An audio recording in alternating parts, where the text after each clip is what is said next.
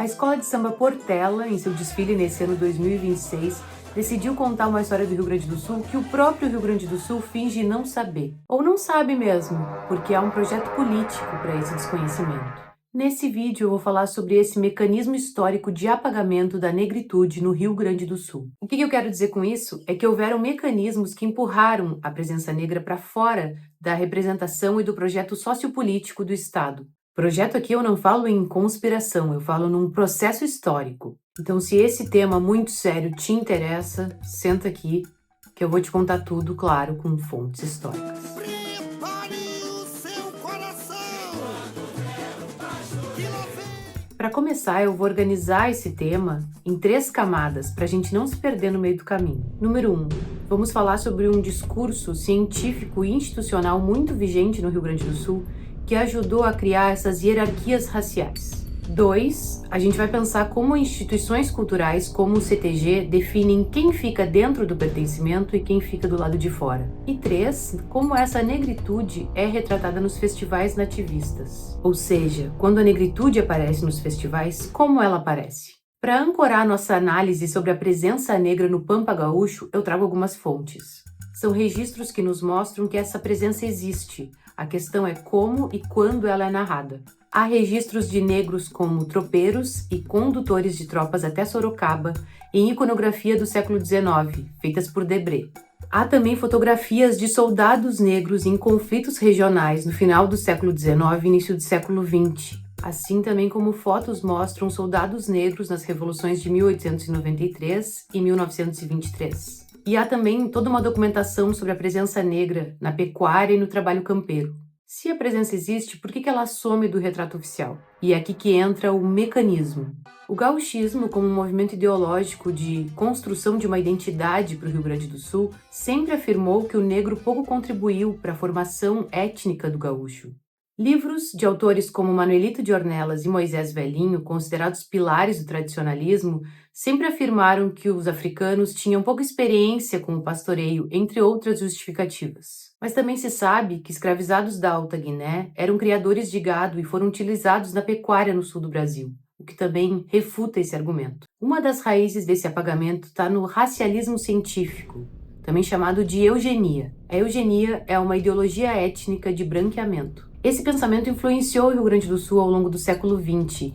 O Rio Grande do Sul, que também é um berço do pensamento positivista. Entre 1917 e 1940, a eugenia era uma linguagem respeitável de política pública no Brasil. Por que isso importa tanto no Rio Grande do Sul? Porque essa ideia ajudou a naturalizar um entendimento de que o Rio Grande do Sul é civilizado, europeu e branco. A autora Nancy Stepan mostra que a eugenia se conectou a diversos tipos de congressos, conferências, estando envolvida a diversos projetos de nação. Essa ideia de uma nação a ser construída carrega tanto projetos sociopolíticos como também ideias de uma representação. Uma questão chave para a gente pensar a cultura do Rio Grande do Sul é a construção do gauchismo.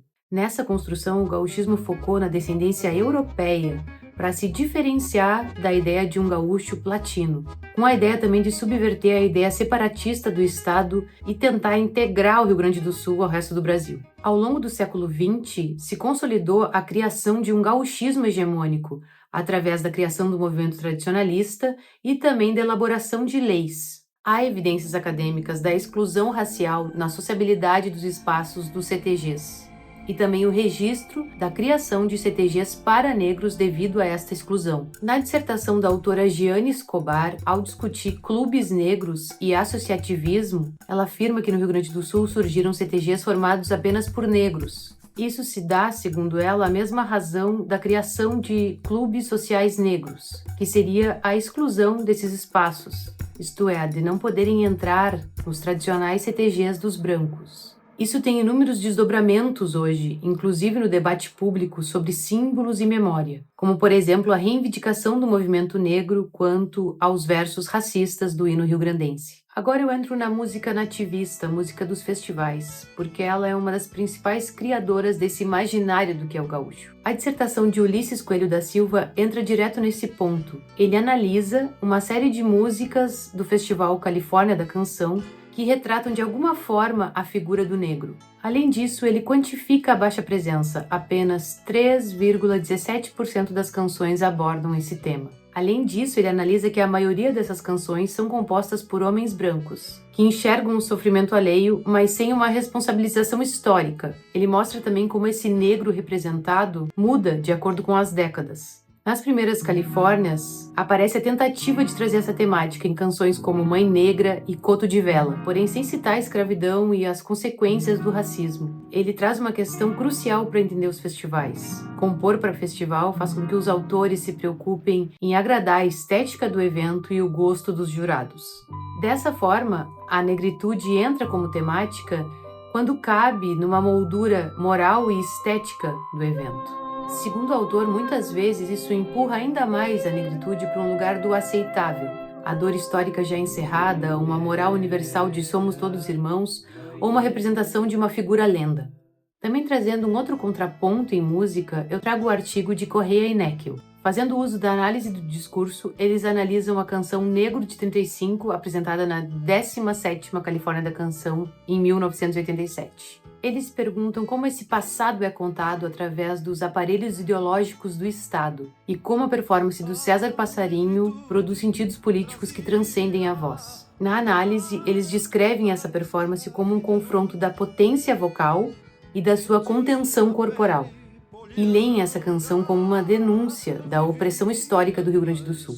Eles afirmam que César Passarinho utiliza a linguagem dominante e destacam o enunciado de luta com marca corporal e gestual. A memória, também na contemporaneidade, opera através de processos de patrimonialização cultural, e isso também é um mecanismo de poder. O artigo de Rafael Filter da Silva mostra isso. Em vários municípios do Rio Grande do Sul, o patrimônio imaterial é declarado através de uma lei municipal.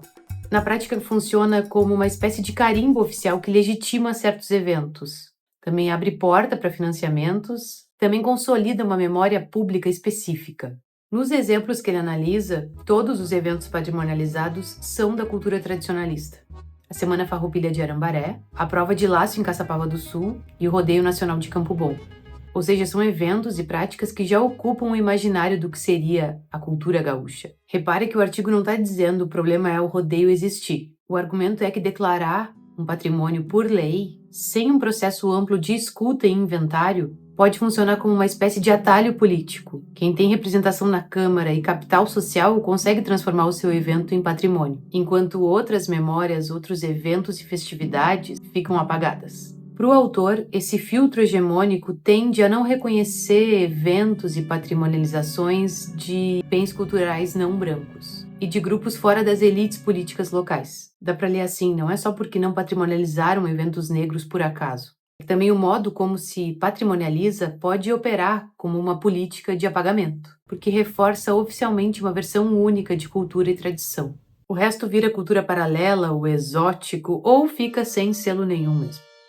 Aí a gente entende por que a pergunta não é cadê os negros no gauchismo, mas quais os dispositivos políticos e institucionais que decidem o que conta como gauchismo. O swing no Rio Grande do Sul é um exemplo de linguagem urbana e negra que circulou e foi rebatizada de samba rock. Quando eu cito Luiz Wagner, eu cito uma história de autoria e circulação que o imaginário oficial raramente coloca no centro. Se tradição é disputa, lembrar também é um ato político. Tudo que eu mostrei aqui aponta para a mesma pergunta. Quem ganhou o poder de dizer o que é a cultura gaúcha? O que é essa memória legítima? E quem pertence a esse retrato?